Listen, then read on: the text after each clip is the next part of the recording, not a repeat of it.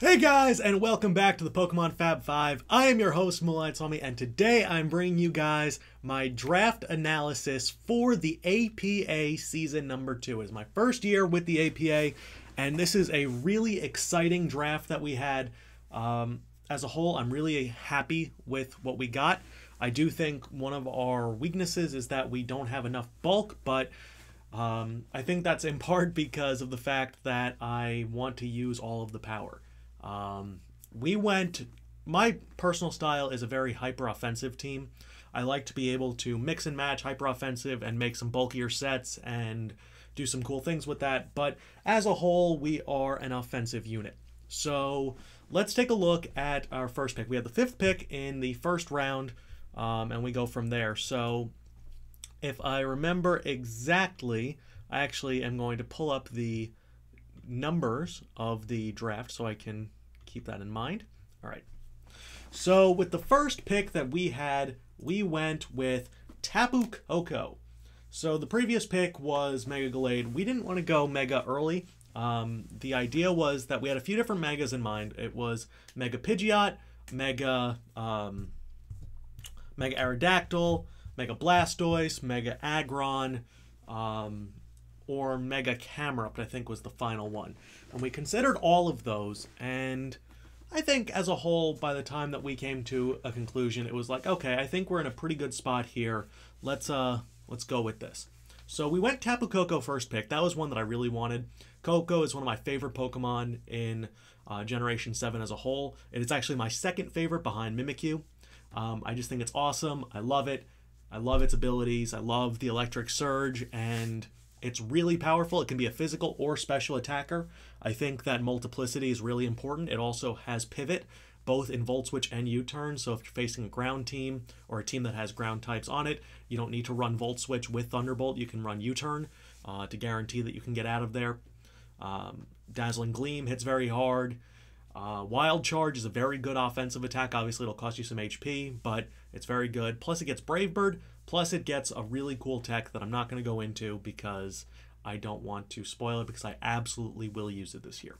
So there is that. But after Tapu Koko, we needed to go and kind of figure out what we were going to do next. And one of the Pokemon that I really wanted was Latios. I wanted to do a Koko Latios Mega Aggron core. And unfortunately, Latios went pretty much right before us. So the other Pokemon that we were looking at was Conkeldurr. One thing that I think we personally lacked in the previous season for the NPA was we really didn't have any priority. While we had Kecleon, that was really it. And Kecleon is also a mon that we might pick up at some point because it's really good if it's not already picked up. But Conkeldurr is a mon that is a very good Assault Vest user, where it has Drain Punch, Ice Punch, Thunder Punch, Mach Punch, Knockoff, very good move pool for it. Hits very, very hard, very powerful mon, has really high HP stat as well, so it's a little bit slower, and it also allows us to maneuver under Trick Room if we want to. So Conkeldurr was a pretty good one, and now we have two mons that I really like, very powerful, but we still haven't gone our Mega. Unfortunately, at this point, I believe Mega Pidgeot went, and Mega started flying off the board, unfortunately. But before we had to go any further, I picked up Goodra. Now, Goodra is one of the best special defense walls in the game, period. Base 150 special defense. It can hit really hard. Especially, it can hit decently hard physically. It has an excellent move pool. It gets Flamethrower, it gets Ice Beam, it gets Thunderbolt, it gets Dragon Stab, gets Dragon Tail, can get Curse. This Pokemon can do so many different things for you. Gets Sap Zipper, gets Gooey, so if you're worried about speed, you can switch it in, lower the speed of a Pokemon that you're dealing with. Sap Zipper obviously is great for dealing with sleep teams. So is Tapu Koko, because the electric terrain means that any Pokemon that are on the ground cannot be put to sleep. And different things like that. So it's a really interesting Pokemon, really specially defensive, and if you're not prepared to deal with Goodra, it's one of the more difficult mons to deal with as a whole. So I love Goodra. It's one of the, it also, I mean, just look at it. It's so happy. But I really think that it's a great addition. So we have Conkeldurr, Koko, and Goodra as our first 3 picks. And that is our first free slot, as that is a Tier 2 mon. Next up, we go Galvantula. So, one of the interesting things about Galvantula is that it is one of the few electric-type Pokemon that can actually benefit from electric terrain while also not being weak to ground. So, that's really cool because Galvantula obviously not only gets access to Compound Eye, so we can be firing off Thunders instead of Thunderbolts, it gets Giga Drain, it gets Bug Buzz, which is always good, but it gets Sticky Webs. So, for a team as fast as we are going to be planning to be, this allows us the opportunity to really go out there and say, okay, well, this Mon can slow everything down to the point where Tapu Koko is guaranteed to be the fastest Pokemon, because unless they have something faster than base 130, a Choice Scarf user is just going to get slowed down unless they're in the air. So that's a really cool thing to have. Galvantula it's not going to be a Mon that I think we're going to bring every week, but I think it'll be really good for some situations and can really be helpful for us. So after that, we go Mega Gyarados. Now, this was not something that we really were going to go for. Mega Gyarados is a really interesting Mon because it can set up and it can do a ton of damage in pretty much a bunch of different ways. It's one of the strongest Mega Evolutions. It has very good stats to it. Let me just take a look at the stats real quick before I start saying things that I am not informed upon. So give me 1 second. Mega Gyarados. I know it has, I think, base 155 attack. So it is base 95 HP, 155 attack, 109 defense, 130 special defense, and 81 speed. So this is a really, really bulky Mega Evolution. Plus, its speed set isn't great, but it's good enough because we do get access to Dragon Dance. It is a Water and Dark type, so it gets Stab Crunch, Stab Waterfall. It has access to Ice Beam, Ice Fang. It does get access to Ice Beam as well, but it gets Bounce, it gets a few other moves, it gets Iron Head, and it also has Mold Breaker. So this can deal with any of those Mons that want to have those pesky abilities, whether it be an Electros, I can Earthquake it, or Rotom, any of the Rotoms I can deal with. So Mega Gyarados is a fun one. Taking a look at the other Megas that are still left, Mega Camerupt, Mega Ampharos, Mega Venusaur is still around, which is kind of interesting. I guess we could go Mega Venusaur if we need more bulk on the team. But for now, I think we're okay. Instead of getting the point kickback, which was what the goal was with going for a Pokemon like Mega Pidgeot, which was a Tier 3 Mega, we decided to go here because they were just all gone. The other Megas that we could look at are Mega Charizard X, which the fact that it's still there is crazy to me. Mega Sableye I'm not a fan of. And that's really it. I guess Mega Aggron is still there if we wanted to go that route, but without Latios, I didn't know if I really wanted to. That was the idea, that Latios had Levitate, so I could switch that in when there's an Aggron or the Koko on the field, because I know that it could take an Earthquake, that sort of thing. But Latios was a Mon that I was really looking forward to getting in Tier 1, and we didn't end up getting it. So that was a little upsetting, but it gave us the opportunity to get another Tier 1 Mon later, and you're going to see who that is in a moment. We actually go Kartana. So Kartana is really interesting because this little piece of paper is very, very sharp. I think it has the highest attack stat in the game outside of Pokemon that are banned. It hits 181 attack with 131 defense and 109 speed. So this thing moves fast, it hits incredibly hard, but it can't take a hit on the special side.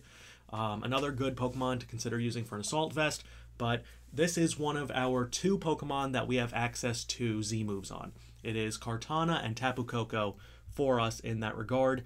The way this league works, you have 2 Pokemon that you designate Z moves for. If you drop them, whatever Pokemon replaces them is your designated Z move user. You can't mix and match. So that's very interesting, and it gives us some really cool opportunities to work with Kartana.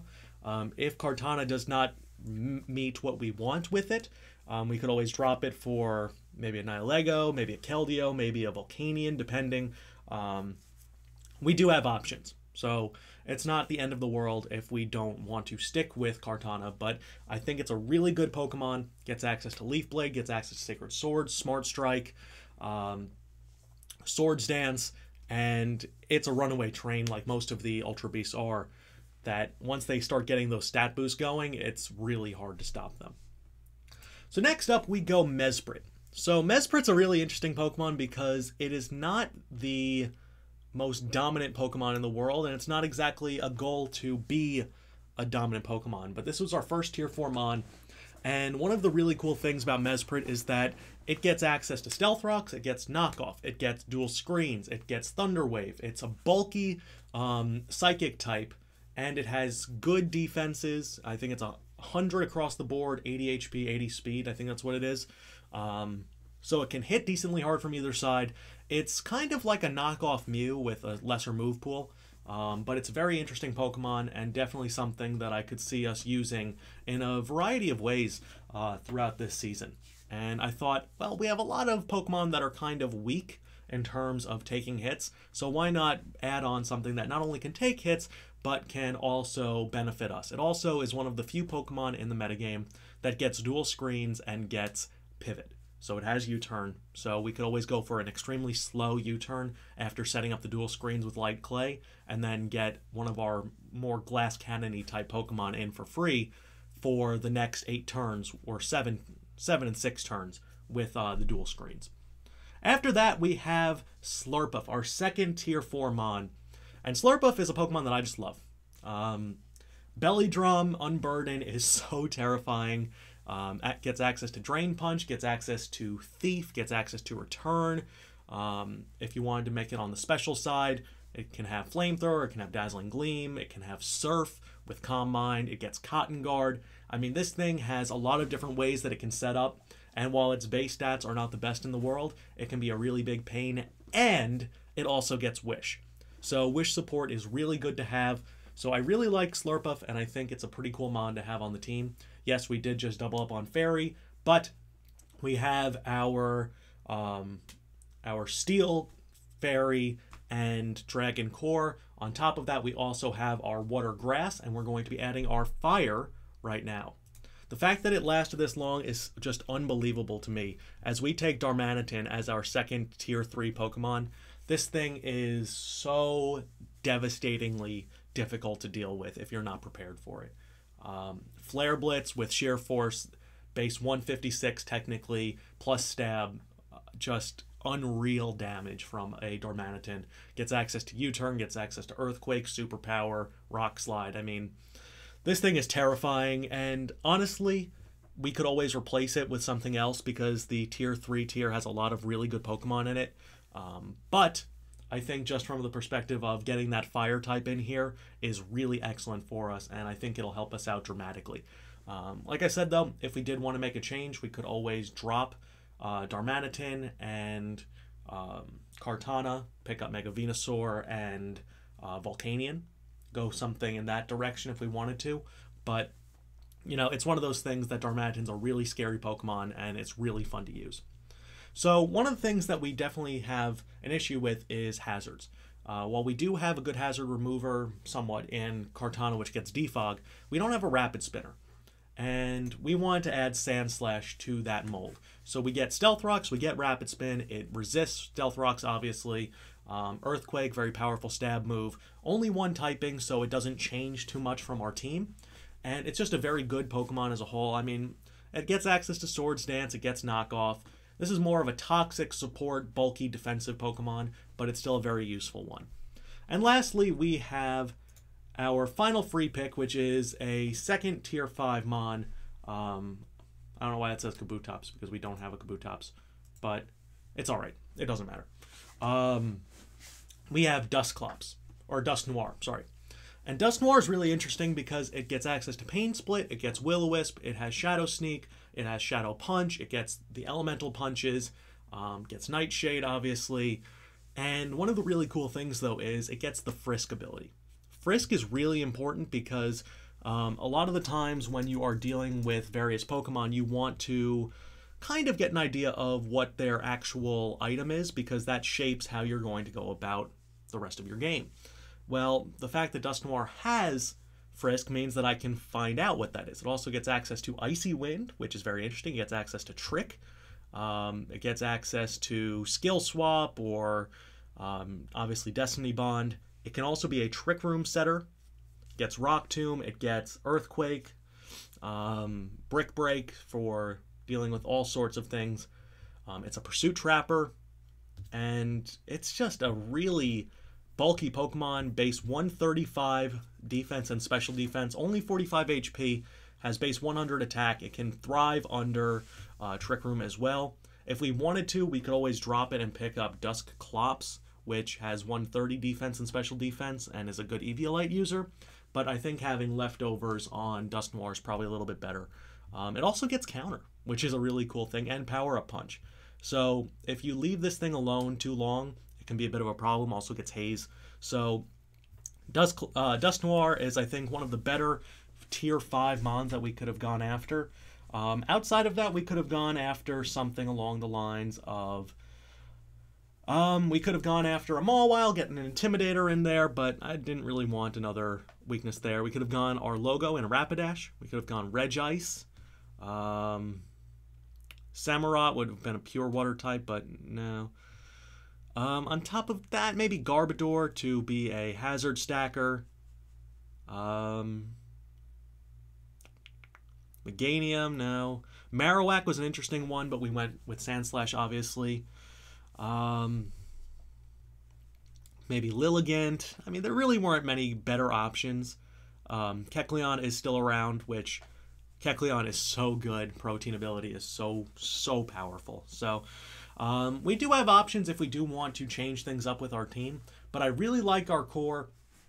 Obviously, just change out Kabutops for Slurpuff on there, and you have our full team. So let me just leave it at this, and you can picture Dusk Noir in there for that final spot. But this is our team. I want to know what you guys think of it as a whole. It's really going to be an interesting season, and if need be, we can always switch things up a little bit and you know, make the team a little bit better. We have our options. There are a lot of Pokemon that are still out there that can be useful for us. So without further ado, I'm going to get on out of here. So I hope you guys enjoyed. I am Moonlight Swami, and I'll be talking to you guys later. Peace!